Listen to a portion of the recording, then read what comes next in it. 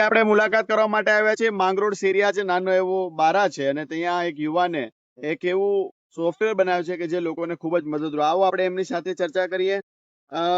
આપનું નામ જણાવો ને આપની ઓળખાણ શું છે પહેલા જણાવો. મારું નામ માસુમ હુસેન છે અને હું એક માછીમાર છું ગુજરાતનો.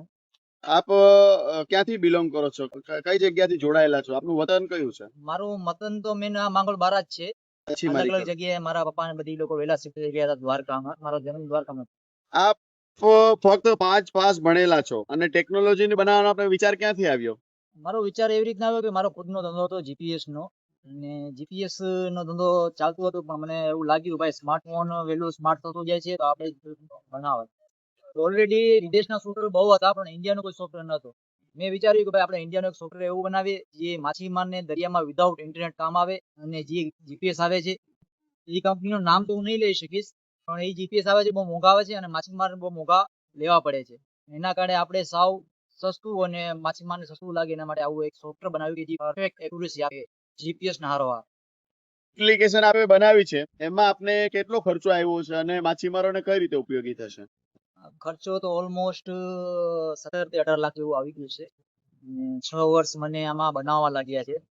માછીમારનો ઉપયોગ એવું થશે કે માછીમાર જે 15,000 ને 10,000 અને 20,000 ના જીપીએસ લેતા હતા, પણ આ સોફ્ટવેર એને બરોબર એક્યુરેસી આપશે અને 500 રૂપિયામાં ખાલી વર્ષના. એમાં ઘણી બધી સિસ્ટમો છે જેવી કે ફરતી ચડતી એટલે ટાઈડ આખા ગુજરાતની અને કમિંગ સૂનમાં આખા ઇન્ડિયાને બી આવી જશે. ક્યારે પાણી ઉતરે ક્યારે પાણી ચડે એ. પછી બીજું છે જુવાર ભાંજ કેલેન્ડર. દરિયાના અંદર જુવાર અને ભાંજની સિસ્ટમ હોય છે અને માછીમાર એનાથી ફિશિંગ કરે છે.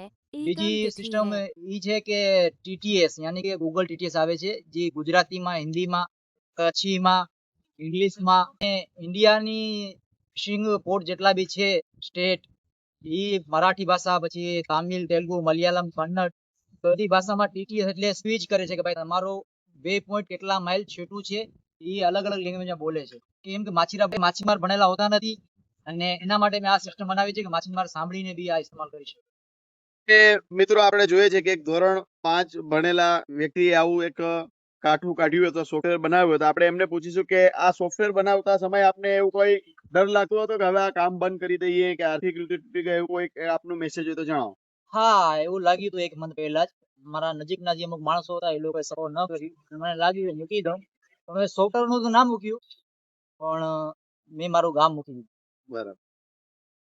એ એપ્લિકેશન છે એ આપણે બહુ વિસ્તૃત માહિતી આપી. હવે અમને આ એપ્લિકેશન દ્વારા કોઈને કંઈક ફાયદો થયો હોય તો એ બાબતે થોડું જણાવો.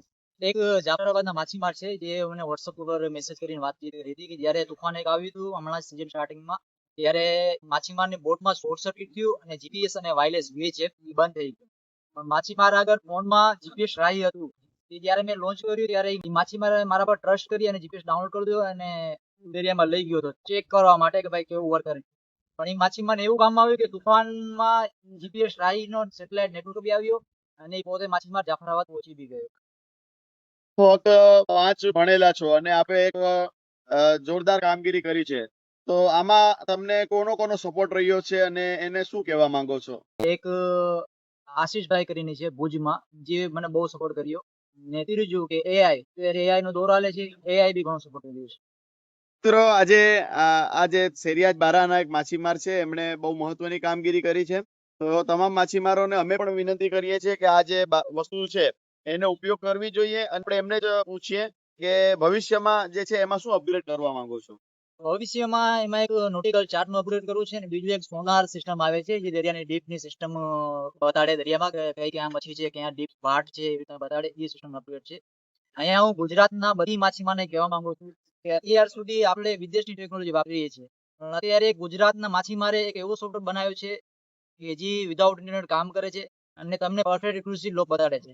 તો બધી માછીમારથી મારી ગુજારિશ છે કે તમે આ જીપીએસ ફિશિંગ રાહી ડાઉનલોડ કરો અને એક માછીમારને આગળ વધારો કે જે બીજી ટેકનોલોજી બનાવવામાં એને સરળ રહે.